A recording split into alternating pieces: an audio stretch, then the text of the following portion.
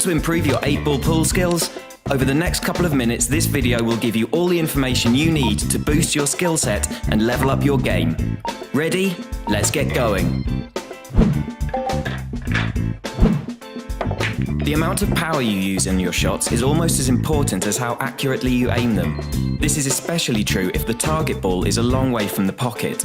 The harder you hit a shot, the more likely it is that it will stay out. In many cases, a soft touch will give the ball a better chance of dropping into the hole. This is particularly vital information when trying to pot in those tricky middle pockets. Be careful not to use too little power though. You don't want to miss a straightforward shot because you hit it too gently. Don't hit and hope. Judge how much power is needed for each shot and adjust as appropriate. The world's finest 8-ball players have learned to master the art of putting spin on the cue ball. Clever use of spin can avoid those dreaded "oops, I sank the cue ball" moments, or better yet, get you in a good position for the next pot. You put spin on your shots using the arrow keys or by dragging on the cue ball in the corner and dragging the dot into position. The dot represents where the cue will strike the ball. If you want backspin, move the dot to the bottom of the cue ball, and for topspin, move the dot to the top of the cue ball.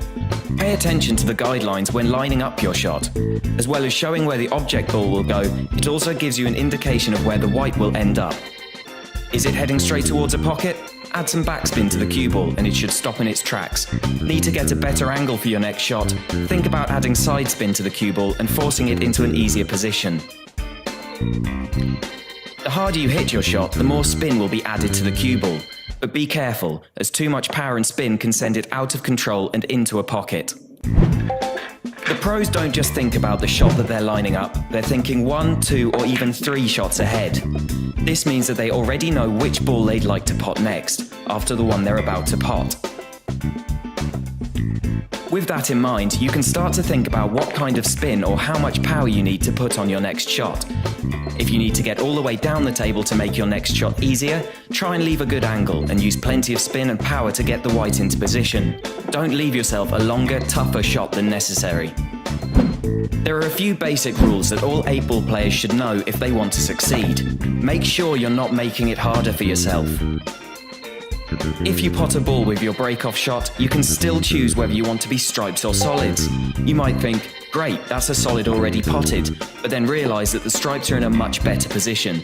The choice is still yours until the next ball is potted. If a ball doesn't hit the rail around the table, that shot is a foul. Lots of players make this mistake. It lets your opponent move the cue ball to wherever they want on the table. If you pot the black but the cue ball also goes down, you lose the game. Don't forget about the cue ball's guideline when you're lining up that last shot. If you're playing in the Cairo tier or above, you need to call which pocket you're going to pot the 8-ball in. If you call a pocket and then pot the 8-ball in a different pocket, you'll lose the game. The very top players who have levels in the hundreds and countless tournament wins have become the best because they've simply played a lot of 8-ball pool and refined their skills. They know how much power to put on their shots, which spin to use, and how to plan a series of shots. The best way to join them is to keep playing, practicing and learning. Remember, you can practice 8-ball pool offline on your mobile with the quickfire mode. That way you can be prepared before taking on the rest of the world. Good luck!